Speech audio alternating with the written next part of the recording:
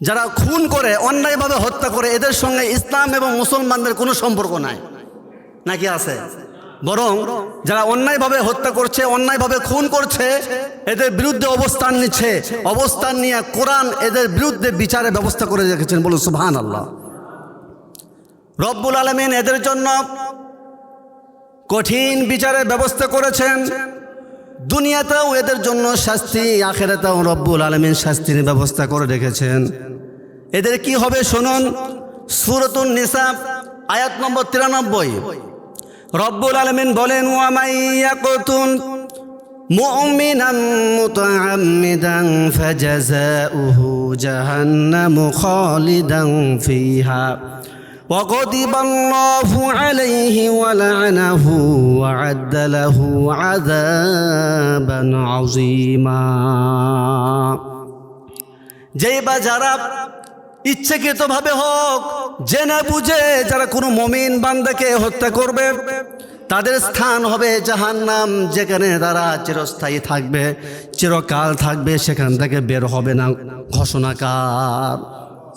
শুধু তাই নয়, শুধু জাহান্নামে থাকবে তা নয়, তাদের প্রতি রব্বুল আলামিনের ক্রোধ, রাগ, গুসা, তারপরে বললেন তাদের প্রতি রব্বুল আলামিনের লানত, সর্বশেষ বললেন তাদের জন্য কঠিন আযাব, কঠিন যন্ত্রণাদায়ক শাস্তির ব্যবস্থা একজন করে রেখেছেন। তিনি কে? অন্যায়ভাবে যারা হত্যা করবে তাদেরকে 4 প্রকার শাস্তি দেওয়া হবে। কয় প্রকার? 4 প্রকারের শাস্তি দেওয়া হবে। 1 নম্বরে তাদেরকে চিরস্থায়ী জাহান্নামে নিক্ষেপ করা হবে। 2 নম্বরে রব্বুল আলামিনের রাগ, ক্রোধ সব সময় থাকবে। 3 নম্বরে রব্বুল আলামিনের লানত, অভিসম্পাত।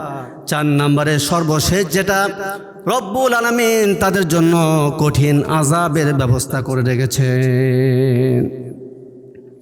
আমার ভাইরা, যারা অন্যায়ভাবে হত্যা করবে, অন্যায়ভাবে কোনো মানুষকে, কোনো মুমিন বান্দাকে খুন করে ফেলবে, বিশ্বনবীজি বলেন, এই আয়াতের তাফসিরে হাদিসে বর্ণনায় আছেন, বিশ্বনবীজি বলেন কিয়ামতের ময়দানে এই ব্যক্তি তার মাথা এক হাতে নেবে। যেই ব্যক্তিকে নিহত করা হলো সেই ব্যক্তি তার মাথা, তার কল্লাপ ডান হাতে নেবে, আর বাম হাত দিয়ে যেই ব্যক্তি তাকে হত্যা করেছে তাকে ধরবে, টেনে হেসড়ে রব্বুল আলামিনের কাছে যাবে আর বলবে, রব্বুল আলামিন এই ব্যক্তি আমাকে হত্যা করেছে, অন্যায়ভাবে খুন করেছে, আমি জানতে চাই আপনি বিচার করুন কি জন্য আমাকে হত্যা করলো, কি জন্য খুন করলো। রব্বুল আলামিন বলবেন, ও বান্দা, তুই এই ব্যক্তিকে কি জন্য খুন করেছিস, কি জন্য হত্যা করছিস বল। তখন ওই ব্যক্তি বলবে, অমুক ব্যক্তিকে আমি খুশি করার জন্য খুন করেছি, টাকা পয়সা অর্থ সম্পদের জন্য আমি খুন করেছি, বা কোনো একটি স্বার্থের জন্য খুন করেছি। তখন রব্বুল আলামিন বলবেন, যা যা, তোর যত আমল আছে সেই আমলগুলো ওকে দিয়ে দে, ওর যত গুনাহ আছে সব গুনাহ নিয়ে তুই জাহান্নামে চলে যায়, তোকে জাহান্নামে নিক্ষেপ করা হলো। নাউজুবিল্লাহ। যত গুনাহ আছে তোর কাঁধে দেওয়া হলো, যা উপর করে তাকে জাহান্নামে নিক্ষেপ করা হবে। বলুন নাউজুবিল্লাহ। তাহলে কেউ যদি অন্যায়ভাবে হত্যা করে, সে যদি নামাজি হয় বাঁচতে পারবে? মাফ করা হবে। সে যদি তাহাজ্জুদ গুজারি হয় মাফ পাবে? জোরে বলুন।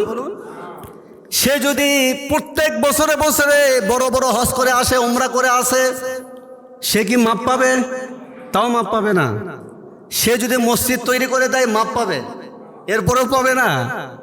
তার মানে আসলে পাবে না। যত বড় সে তাহাজ্জুদ গুজারি হোক না কেন, মডেল মসজিদ তৈরি করে দিয়ে সারা বাংলার জমিন সে দেখ না কেন, বলুন তো দেখি, সে কখনো কি মাপ পাবে নাকি? মাপ পাবে? মাপ পাবে না। অন্যায়ভাবে আমরা দেখেছি, অন্যায়ভাবে নিজের স্বার্থের জন্য, ক্ষমতার জন্য গুম খুন করেছে, মানুষদের তুলে নিয়ে গিয়ে গুলি করে হত্যা করেছে, অন্যায়ভাবে নিজের ছুরি দিয়ে জবাই করে হত্যা করেছে। কথা বলো ঠিক কিনা? এই সমস্ত ব্যক্তিরা যদি তাহাজ্জুদ নামাজ পড়ে, নামাজি হয়, যাকাত দেয় এবং মডেল মসজিদ তৈরি করে দিয়ে যদি সারা বিশ্বকে ছাইয়া দেয়, তারপরেও তাদেরকে মাফ করা হবে না। কথা বলুন ঠিক কিনা?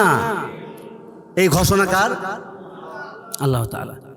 তার মানে বোঝা গেল ইসলামের সঙ্গে মুসলমানদের সঙ্গে অন্যায়ভাবে হত্যা করা, অন্যায়ভাবে খুন করা কোনো সম্পর্ক নাই, থাকতে পারে না। বরং ইসলাম এর বিরুদ্ধে অবস্থান নিয়ে তাদের বিচারের ব্যবস্থা করেছেন।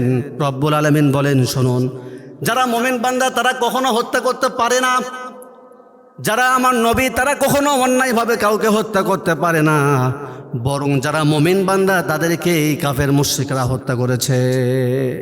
রব্বুল আলামিন সাক্ষ্য দিয়ে বলেন সূরা আলে ইমরান আয়াত নম্বর 21 নম্বর, রব্বুল আলামিন বলেন, ইন্নাল্লাযীনা ইয়াকফুরুনা বিআয়াতিল্লাহি ওয়া ইয়াকতুলুনান নাবিয়্যিন ويقتلون النبيين ويقتلون الذين يأمرون بالقسط من الناس فبشرهم بعذاب عظيم। রব্বুল আলামিন বলেন, নিশ্চয় যারা আমার আয়াতকে অস্বীকার করে, কুফরি করে, আমার নবীদেরকে হত্যা করে, আর যারা ন্যায় পরোয়ান তার নির্দেশ দেয়, হুকুম দেয়, এদেরকে হত্যা করে, হে নবী তাদেরকে সুসংবাদ দেন কঠিন আযাবের, কঠিন শাস্তির। বলুন নাউযুবিল্লাহ। তার মানে নবীরা কখনো কোনো মানুষকে হত্যা করে, যারা মুমিন বান্দা তারা কখনো হত্যা করে, বরং মুমিনদেরকেই হত্যা করেছে, নবীদেরকেই হত্যা করেছে। সাক্ষ্য দিয়েছে কে? আল্লাহ তাআলা। তারপরে রব্বুল আলামিন বললেন, উলাইকাল্লাযীনা হাবিতাত আ'মালুহুম ফিদ দুনিয়া ওয়াল আখিরাহ ওয়া মা লাহুম মিন নাসিরিন। যারা এইভাবে অন্যায়ভাবে হত্যা করবে, এই কার্যকলাপগুলো করবে, রব্বুল আলামিন বলছেন তাদের দুনিয়া আখিরাতে যত আমল আছে, যত ভালো ভালো কাজ আছে, সব কাজকে রব্বুল আলামিন নষ্ট করে দিয়েছেন। ওয়া মা লাহুম মিন নাসিরিন, তাদের কোনো সাহায্যকারী থাকবে না। বলুন নাউযুবিল্লাহ। তার মানে বোঝা গেল ইসলাম মুসলমানদের সঙ্গে জুলুম, নির্যাতন, অন্যায়ভাবে হত্যা করা কোনো সম্পর্ক, বরং ইসলাম আরো বিচারের ব্যবস্থা করেছেন। বলুন সুবহানাল্লাহ। সূরাতুল মাইদা আয়াত নম্বর 45 কত? রব্বুল আলামিন বলেন, ওয়া কাতাবনা আলাইহিম ফিহা আন্নান নাফসা বিন নাফসি ওয়াল আইনা বিল আইনি ওয়াল আনফা বিল আনফি ওয়াল উযুনা বিল উযুনি ওয়াস সিন্না বিস সিন্নি ওয়াল জুরুহা কিসাস ফামান তাসাদ্দাকা বিহি ফাহুয়া কাফফারাতুল লাহ ওয়া মান লাম ইয়াহকুম বিমা আনজালাল্লাহু ফাউলাইকা হুমুজ যালিমুন। রব্বুল আলামিন বলেন, আমি লিখে দিয়েছি হত্যার বদলে হত্যা, আমি কিসাস জারি করে দিয়েছি। অন্যায়ভাবে যদি কেউ হত্যা করে তাকেও হত্যা করো, ঘোষণাকার। অন্যায়ভাবে যদি কাউকে ঘুষি মেরে নাক ফেটে দেয়, তারও নাক ফেটে দাও, ঘোষণাকার। নাকের বদলে নাক, কানের বদলে কান, চোখের বদলে চোখ, দাঁতের বদলে দাঁত, জখমের বদলে সমপরিমাণ জখম। তবে হ্যাঁ, কেউ যদি কাউকে ক্ষমা করে দেয় তার জন্য বিশাল পুরস্কারের ব্যবস্থা একজন করেছেন, তিনি কে? হয়তোবা কেউ কাউকে একটি ঘুষি মেরে নাক ফেটে দিয়েছে, আল্লাহ তাআলার বিচার ফয়সালা তাকে অনুরূপ ঘুষি মেরে নাক ফেটে দাও। কিন্তু হয়তোবা সে বলল আমি ক্ষমা করে দিলাম, সুবহানাল্লাহ, ক্ষমা করে দেওয়া হলো। রব্বুল আলামিন বলেন, আমি তার জন্য মাগফিরাত দেই, তার জন্য আমি রহমত বরকত নাজিল করি, তার জিন্দেগি আমি গুনাহগুলো মাফ করে দেই। বলুন সুবহানাল্লাহ। তাহলে এখানে কি বলা হলো? হত্যার বদলে হত্যা। যদি কেউ অন্যায়ভাবে কাউকে হত্যা করবে, এই কিসাসটা যদি আমাদের পার্লামেন্টে পাশ করা হয়, বিশ্বাস করুন এই বাংলার জমিনে কোনো অন্যায়ভাবে খুন খারাপি হতো না। কথা বলুন ঠিক কিনা? ততক্ষণ পর্যন্ত এই বাংলার জমিনে শান্তি আসবে না, খুন খারাপি বন্ধ হবে না, যতক্ষণ পর্যন্ত না সূরা মাইদার 45 নম্বর আয়াত পার্লামেন্টে পাস না করা হবে। কথা বলো ঠিক কিনা? যদি এই 45 নম্বর আয়াত পার্লামেন্টে যদি পাস করা হয়ে যেত, তাহলে বিশ্বাস করুন কোনো মুসলমান, কোনো মানুষ অন্যায়ভাবে খুন করবে, তাকে হত্যা করবে তো দূরের কথা, তাকে অন্যায়ভাবে ফুলের টোকা পর্যন্ত দিতে পারবে না। কেউ কাউকে হত্যা করবে, সরাসরি বাইতুল মুকাররম মসজিদের সামনে তাকে নিয়ে এসে হত্যা করে ফেলো।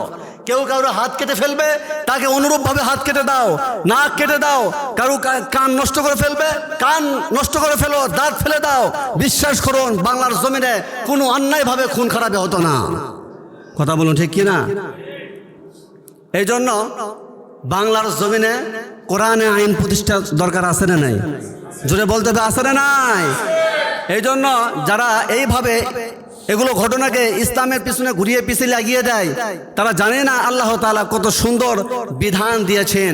এই বিধান, এই ফর্মুলাটা যদি আমরা বাস্তবায়ন করতে পারি, তাহলে বাংলার মানুষরা সুখে শান্তিতে বসবাস করতে পারবে। কথা বলুন ঠিক কিনা?